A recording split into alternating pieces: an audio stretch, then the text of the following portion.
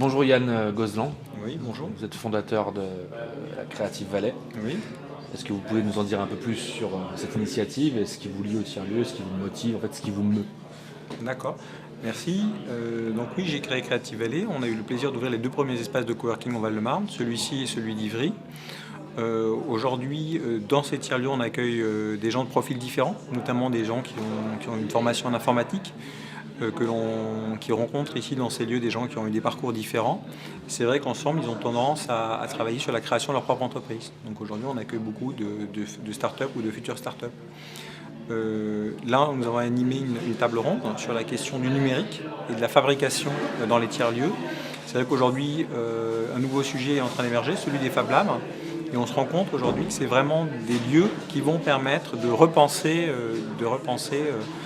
notre place dans une société qu'on aimerait reconstruire, notamment par la possibilité de se remettre à construire et à fabriquer localement. Justement, j'ai deux questions à vous poser. Ouais.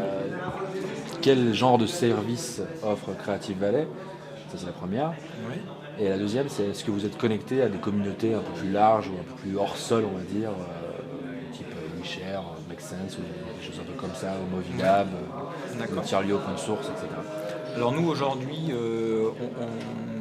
dans Creative Valley, on a non seulement des services d'hébergement, mais avant tout des services d'accompagnement, surtout dans la réalisation de leurs projets entrepreneuriales. On travaille beaucoup sur des populations d'étudiants ou d'anciens étudiants, donc c'est là où on a beaucoup de valeur.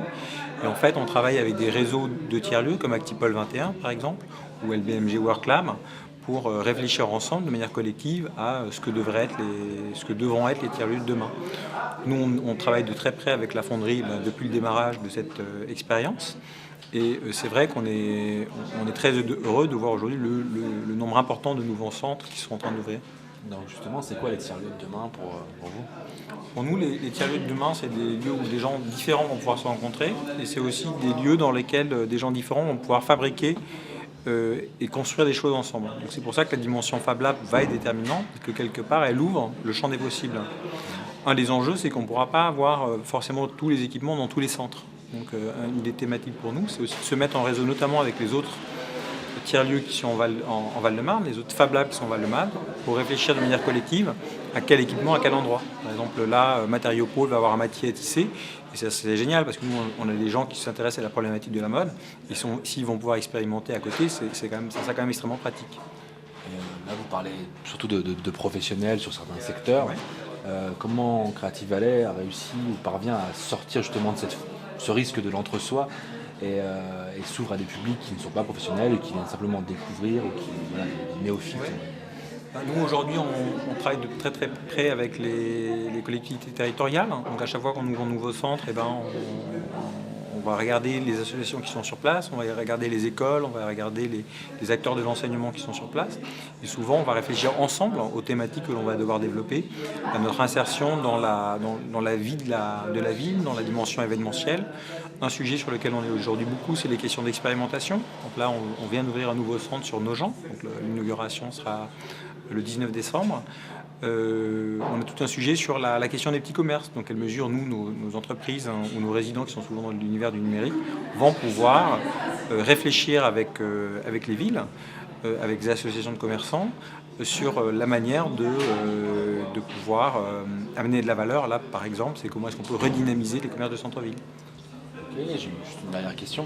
Ouais. On parle beaucoup de numérique, de Fab Lab, c'est vous qui abordez ça. Ouais. Comment vous parvenez à faire on peut dire une forme de transfert de compétences, ou du moins à utiliser ces logiques de capitalisation sur les savoirs ou de patrimonialisation des savoirs par les logiques du libre ou de l'open source? Est-ce que vous êtes là-dedans ou comment on met ça en place? Nous, on est beaucoup par le logiciel.